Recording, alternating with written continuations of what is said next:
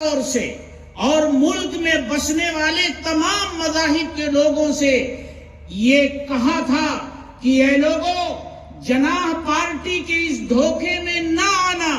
قومیں مذہب کی بنیاد پر نہیں بنتی، قومیں وطن کی بنیاد پر بنتی ہیں۔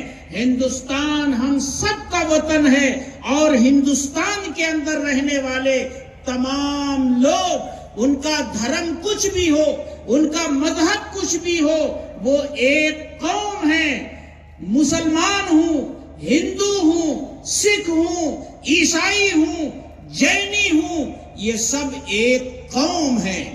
جمعیت علماء کا یہ وہ پیغام تھا جس کو اچھے اچھے لوگ نہ سمجھ سکے۔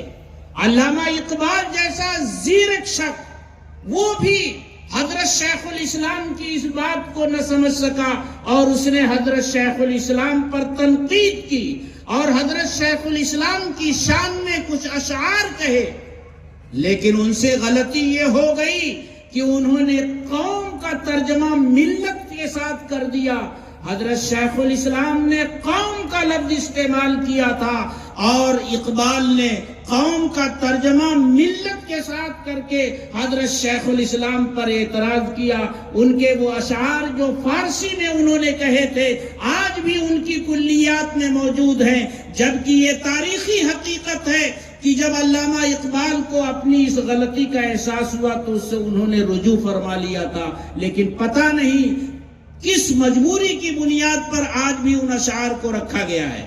تو جمعیت علماء اس وقت پورے ملک میں ہندو مسلم اتحاد کی ایک علامت بن کر ابھری تھی، اور جناح پارٹی کے مقابل میں جناح پارٹی سے مسلمانوں کے درمیان کوئی جماعت اگر لوہا لے رہی تھی تو وہ جمعیت علماء ہند تھی۔ اس موقع پر مسلمان بڑا جذباتی ہو رہا تھا دھرم کے نام پر، مذہب کے نام پر، لیکن ہمارے بزرگوں نے اس کی پرواہ نہیں کی۔ وہی مسلمان جو ہمارے بزرگوں کے پیروں کے نیچے ہمہ وقت اپنی آنکھیں بچھانے کے لیے تیار رہتا تھا، لیکن جب اس کے جذبات کے خلاف کچھ باتیں اس کے سامنے آئیں تو انہی مسلمانوں نے ہمارے اکابر کی پگڑیاں اچھالی، اپنے پیروں میں رو دی اور ان کی توہین اور اہانت کرنے میں کوئی کمی نہیں کی۔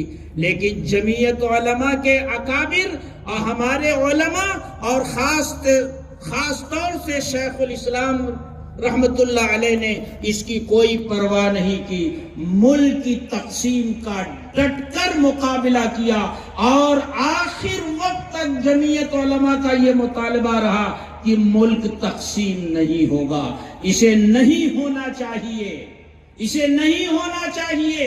آخر تک گاندھی جی اور کانگریس کے دوسرے لیڈروں کو پکڑ کر بیٹھی رہی کہ ملک تقسیم نہیں ہونا چاہیے، لیکن جو ہونا تھا وہ ہو گیا، ملک تقسیم ہو گیا۔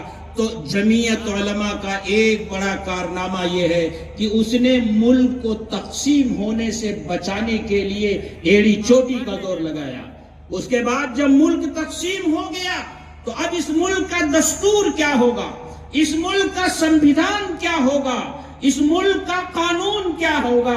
آیا یہ ملک ہندو راشٹر بنے گا یا یہ ملک جمہوری ملک ہوگا، اور یہاں کا نظام حکومت جمہوریت ہوگا، یہاں کا قانون سیکولرزم کی بنیاد پر بنے گا؟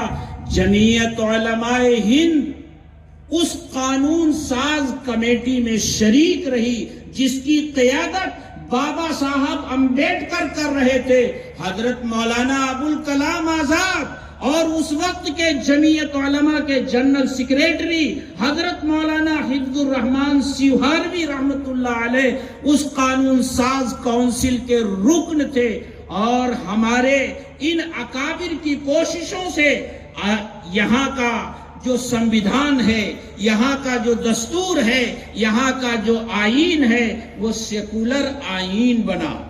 150 سال کی قربانیوں کے بعد یہ ملک آزاد ہوا تھا، اور ہمیں ایک سیکولر آئین، ایک سیکولر سنویدھان ملا تھا۔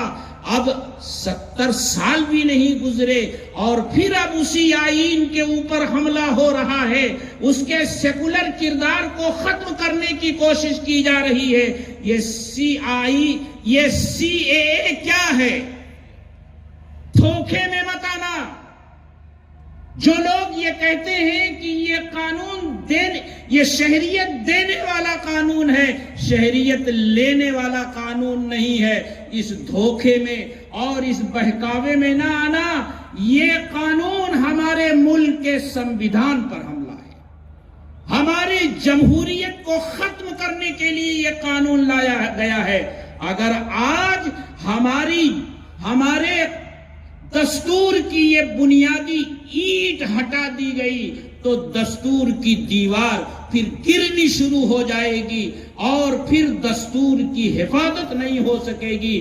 اسی لیے آج پورا ملک سڑکوں پر ہے کہ جو دستور، جو آئین ہم نے 150 سال کی قربانیوں کے بعد حاصل کیا تھا، ہم اسے اپنی آنکھوں کے سامنے اس طرح مسمار ہوتا ہوا اور ختم ہوتا ہوا نہیں دیکھ سکتے۔ جمعیت علماء کیسے خاموش رہ سکتی تھی؟ لوگوں نے، میں نے بڑے بڑے مجمعوں میں یہ بات کہی، لوگ جمعیت علماء کے اوپر انگلیاں اٹھاتے تھے کہ پورے ملک میں احتجاج ہو رہا ہے، جمعیت علماء کہاں ہے؟ جمعیت علماء میدان میں کیوں نہیں آ رہی ہے؟ جمعیت علماء پہلے دن سے اس میدان میں ہے۔ اس سے پہلے ابھی 15 تاریخ کو اسی میدان میں جو ان تینوں قانونوں کے خلاف، ان تینوں چیزوں کے خلاف، سی اے اے، ایم پی آر اور این آر سی کے خلاف جو احتجاجی مظاہرہ ہوا تھا، جمعیت علماء بھی اس میں شریک تھی اور میں خود اس جلسے میں شریک تھا جس کی قیادت ہمارے مولانا محمود دریابادی صاحب فرما رہے تھے۔ اسی طرح بمبئی کے دوسرے میدان میں جہاں جہاں بڑے مظاہرے ہوئے، جمعیت علماء اس میں برابر کی شریک رہی۔ جمعیت علماء کا یہ سوچنا تھا، یہ ایسا موقع ہے کہ اگر ہم تمام لوگ مل کر کے اس قانون کے خلاف لڑائی لڑیں گے تو انشاءاللہ کامیاب ہوں گے، اور اگر تنہا مسلمان اس میدان میں آیا تو فرقہ پرستوں کی سازش کامیاب ہو جائے گی۔ وہ تو ہمیں خانوں میں بانٹ کر اپنا مقصد اور اپنا مطلب حاصل کرنا چاہتے ہیں۔ اس لیے جمعیت علماء نے اپنے آپ کو پیچھے رکھا، لیکن وہ اس تحریک میں برابر کی شریک رہی، جس طرح ملک کی آزادی کے لیے جمعیت علماء نے اس طرح سے کام کیا تھا۔ اب ہمارے اسٹیج پر آج کے خصوصی مقرر محترم جناب سابق جسٹس کولسے پاٹل صاحب تشریف لا چکے ہیں، ہم ان کا خیر مقدم کرتے ہیں۔ ہمیں آج کی اس جلسے میں ہمارے انہی مہمانوں کو سننا ہے، وہ تشریف لا چکے ہیں۔